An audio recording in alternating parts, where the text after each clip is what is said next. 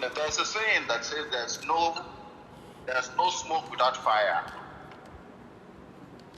Yes. And Senator Abdul Ningi is not an amateur politician. He's not a first-timer in the Senate. And he's a well-respected senator. And somebody we all respect in the PDP.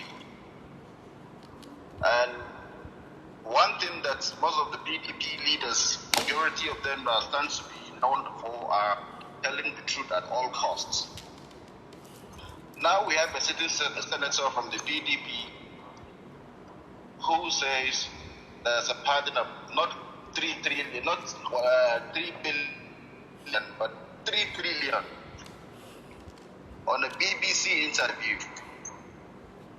And yet, what is the stand of the PDP NWC on this? Because this is coming from the PDP senator and opposition. What do you think the NWC or the PDP members should have done? And then second question is about Peter Obi, which you give example of that he has some businesses going around, one successful businessman, he's not a full-time politician. I would say Peter Obi is a full-time politician because he made all his money as a politician, and there's nothing for him to show us that, yes, this is what I stand for. I think Atiku Abubakar is more of a businessman than Peter Obi. So please, sir, can you differentiate that? Okay, thank you so much for the two brilliant submissions. So I will start. I know you are a member of PDP and you are also very close to the Atiku Abubakar political family. You spoke about our NWC. I don't know their position. You know, I am a quiet member of the party. I try to watch things from the sidelines, and I do not get involved in what I do not understand. But you know, I am always bold enough to speak up whenever necessary. You know my stance on the Wike issue and all the crisis it has caused. All I can say is that the Wike matter has not gone away totally. But I know that leaders of our party are working feverishly to find a lasting solution to the destruction that has been wreaked on the party by the Wikes of this world. So I would rather wait to see what our NWC will do to protect one of our formidable senators. As you said, Ningi is not a rookie in politics. And even if you listen to Comrade Adams Oshiomhole, and every one of them said they respect Ningi greatly. I don't know of anybody who knows Ningi who would not respect him. So I will wait to see what PDP will say about him. But you can see that in Nigeria, it is very easy to make a sacrificial lamb of those who seek the truth.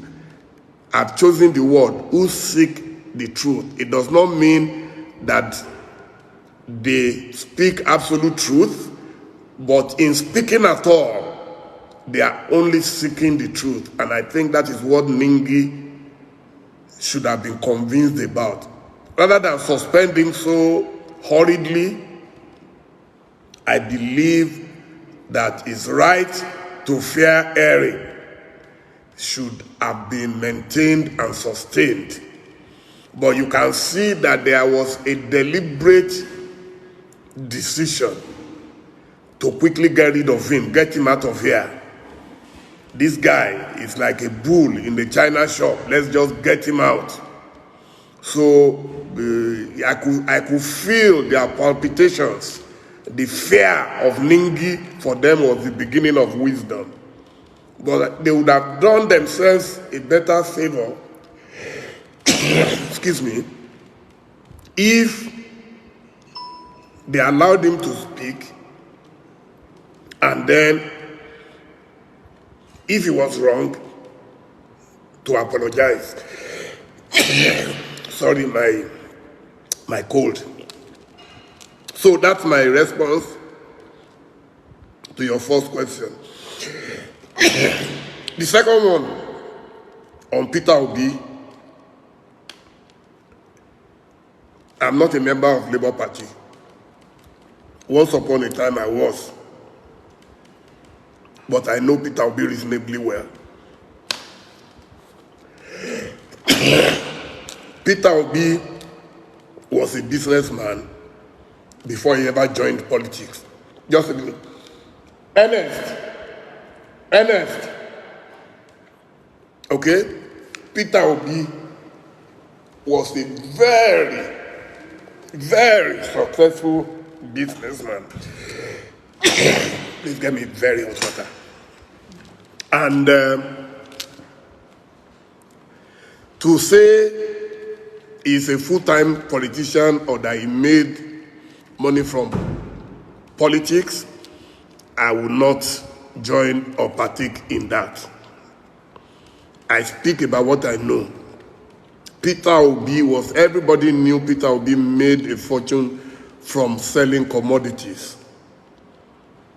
I know him, I know his friends, I know his family, I know people who knew him ever before he got into politics. In fact, his success in politics was based on the fact that he was an independent man. Just like MKO Abiola or Alhaji Atiku Abubakar, who started doing business as a teenager.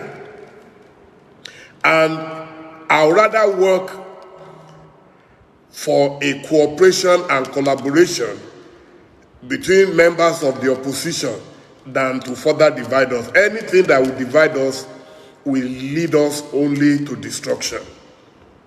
Nigeria today needs every men and women of goodwill to come together. All men and women of goodwill must come together urgently to rescue our country, especially those who have that independence of means.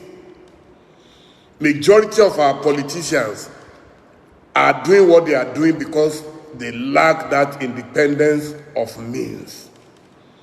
And where we find some of them, they might not be saints. It doesn't mean Peter Obi is a saint or Atiku is a saint or anybody is a saint. But where we have such people, we must encourage them. Rabiu Musa Kwankwaso, we must encourage all of them to come together.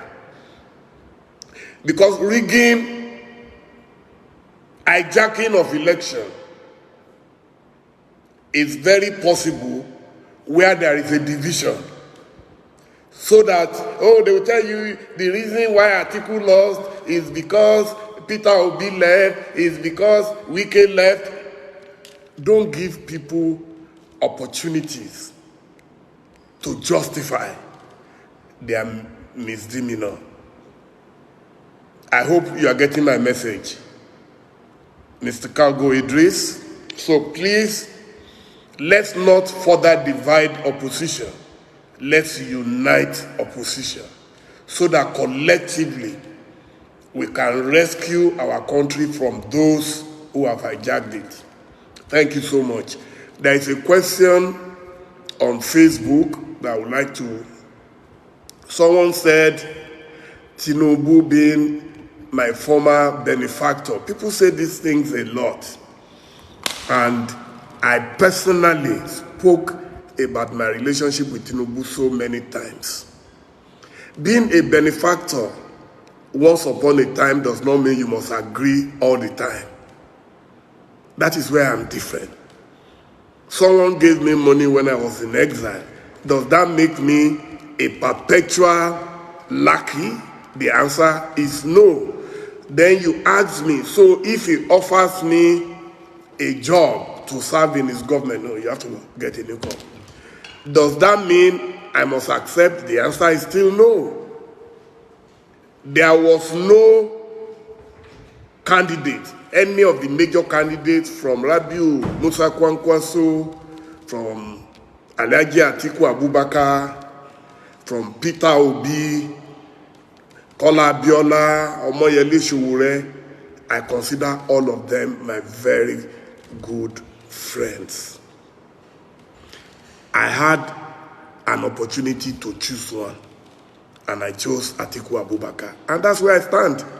I'm a principled man. In my family, we pray. My wife and I pray every day that God, please do not make us so desperate to become certain people whose names we cannot mention. We pray, we enter special prayers, and I'm happy that we've never been tempted. I supported Buhari 2014-2015. I supported Buhari. Buhari got power May 2015. By July, I started firing him memos. He invited me to Aso Rock, and I gave him reasons why I believe his government was going astray. I never came back to him. July, 2 months, he had not even picked his cabinet. Those who keep saying, oh, it's because they didn't give you appointment. Anybody who wanted appointment will stay there like Mumu, whether the government was doing well or not, they will stay there because all they are waiting for is their turn to chop the national cake. That's not who I am. So, saying if Tinubu gives you appointment, man cannot live by appointment alone. I am happy everywhere I go. People walk up to me at airports. Oh, we didn't know people like you exist in Nigeria. There is nothing special about me. I just have a conscience. It is not that I don't like money. It's not that I don't like position. But I'm not going to waste. I've been in politics right now for about 42 years. I'm not going to waste those 42 years on just one friendship if I don't agree with what you are doing. I believe in the rule of law. I believe in the sanctity of elections. If that sanctity is not maintained, and I want to base it on Shebi Supreme Court has said, Shebi the tribunal has said, no, that's not who I am. I don't believe that the last election was a good election enough. It did not meet my minimum standards. That's my opinion. Everybody can move on. Everybody is free to move on. I've not stopped anybody from it. But I personally, I remain where I am. I have nothing personal against Tinubu or anybody. It's nothing personal. I just believe that Buhari hastily abandoned Nigeria on APC. And I'm happy that he's paying dearly for it today. They are abusing him every day. Every day now they are abusing him. Now is the Lamb of God who will take away all the sins of APC. Now they are threatening that they are going to probe him. I hope they will have the courage to reveal whatever they find in that probe. So people should understand that there are human beings who have passed that level of desperation. I've passed that level. I pray to God, give me good health. That's all that I need in my life. At almost 64, what am I looking for? I see people 80-year-old, they are still saying that they want political appointment. Appointment for what? If you have the money and the capacity to run, go and run. Present yourself as a candidate, not that you'll be looking, you want to be ambassador at 80-something. Not me. So, thank you so much. And let me see where I'll pick the next question from. I see someone saying that let these old men go and rest. There is nothing so-called in a democracy. Democracy is a game of number. If you are able to muster the required number and win an election, even if you are 90-year-old, so be it. All over the world, old men, very, very old men are taking over power. Joe Biden is not a young man, and this is a man who served a much younger person, Obama. Obama will be like his son, if not even his grandson. He served under him, but today he is the president of America. And that is supposed to be the most sophisticated democracy in the world. So age has nothing to do with it. As long as God has given you good health, good brains, vision, that's it. It has nothing to do with age. We see a lot of very useless young people in political system today. Most of those causing problems in Nigeria today are they old men. A lot of them are young people. And what have they done with the opportunity given to them? So I have stopped talking about age in politics. Yes, if you can get good younger men, that's fine. No, I have no problem with it. But we have been contesting. Omo Elesowore is young. Are you telling me that he's not good enough? He can't run a country? I mean, the president of Ukraine, how is he different from any of us? Macron in France, how is he different from any of us? So it's about your capacity to manage people and resources and to be less corrupt, less desperate. You must have a clear vision about what you want to do for a country, not a matter of personal ego. I just want to be president. I want to be called president. So grab it at any cost, and then you run with it. And then the country collapses on your head. And then we start blaming everybody. I beg.